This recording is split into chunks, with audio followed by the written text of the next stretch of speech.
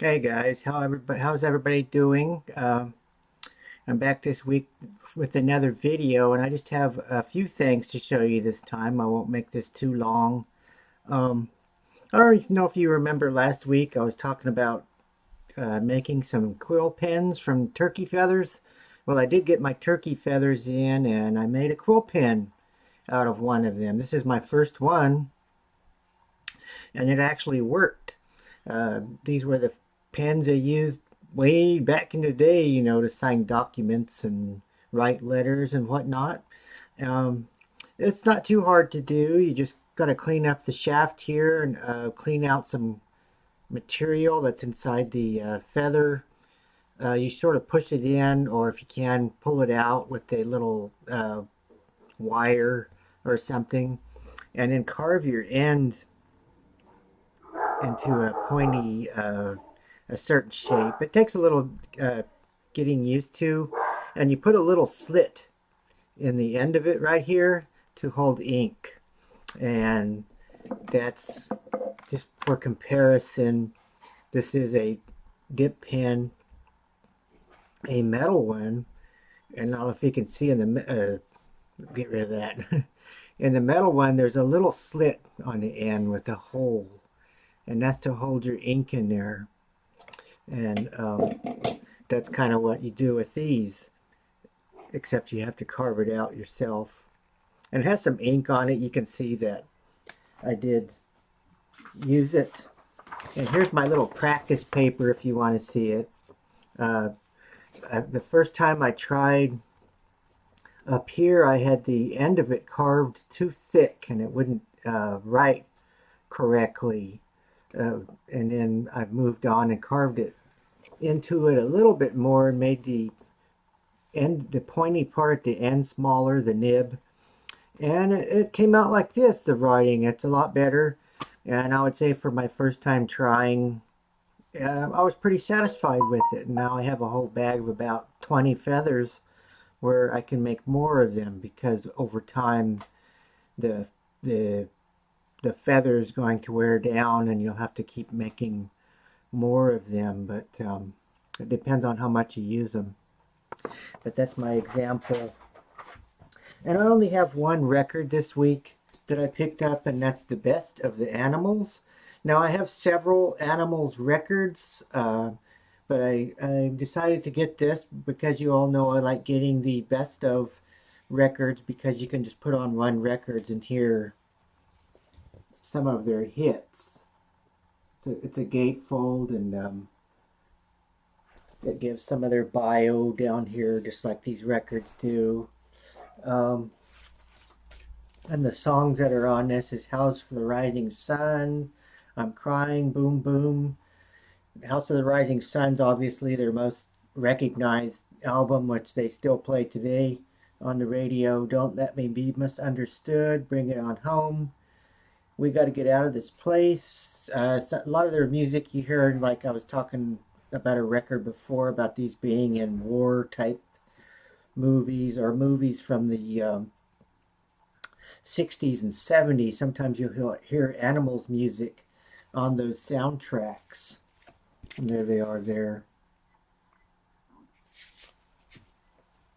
And next, before I was telling you about inkwells. Well, I have another one that's kind of an inkwell. Uh, this is a CNC Pools. I don't know if it'll show up. It's white. CNC's Pools patent January 18th, 1876. And on the bottom it has an eagle. But this one I wasn't too sure it was an inkwell. When I seen it, and it kind of looks, it reminds me of a toilet. It sort of resembles a toilet. So I looked up this patent. You can look up this patent on a website. And on January 18th, 1876, there was a CNC Pools patent for a artist color dish. So I'm assuming that that's what this is. It's an artist color dish, but it's not for pens, I don't think, like the feather one I had there. This is for brushes. Um, Sometimes people wrote with brushes like Chinese calligraphy and that sort of thing. Um, and it was that you'd mix your little inks up here, and it would run down into this little well that's there, the toilet bowl. and but that was kind of interesting. I finally was looking around, and I seen similar inkwells in China and Japan that were similarly shaped with like that, but they had really fancy hand painted designs on them and stuff. This is a plain one from here in the United States, and I did a little research on it, and it's very confusing, some of it, but to my understanding, a lot of Civil War officers after the war went into various other businesses selling products and opening shops and that sort of thing. And this is kind of along those lines. There are several people involved with this company and this ink pot, if you call it, that were into other businesses after they were done with the Civil War. Um, and the people, the CNC pool place, some of the people involved with them was a Confederate officer.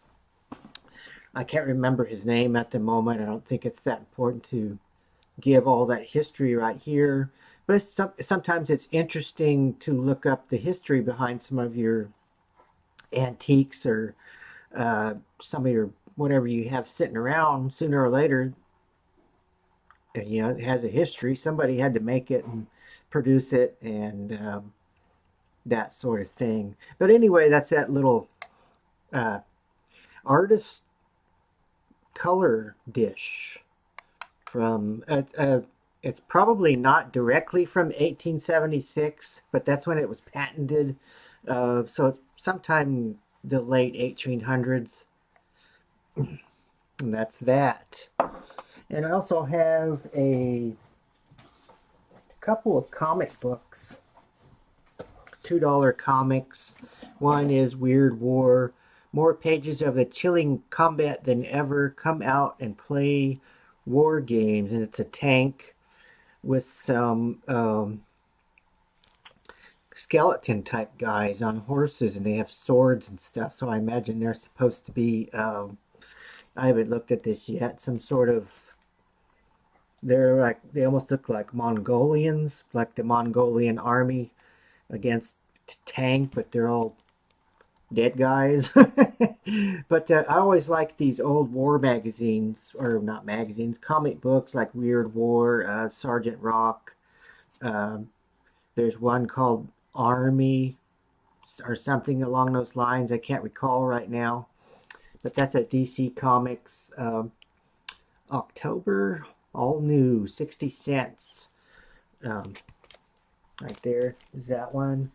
And the second one is just kind of a oddball comic. I'm not sure how many were in this series or anything. This one says number 8. Battery's running low. I'll try to make it quick. And that's the Golden Voyage of Sinbad. Based on the thrilling motion picture, The Golden Voyage of Sinbad, a Charles Schneer production presented by Columbia Pictures. So this is kind of based on that movie that came out way back then. I remember watching it. Do you guys remember The Golden Voyage of Sinbad, those old movies? I really like them because it's that claymation, I think, or stop motion animation. They did it with clay and little models and things, which I thought was really neat. And they still do that sometimes with some of the animation. Some of that comes to mind. I can't recall the names of them. There's been a couple of movies out, cartoonish, recently, where they did stop motion animation. Do you guys remember those, or any from the past, like Sinbad and those type of things?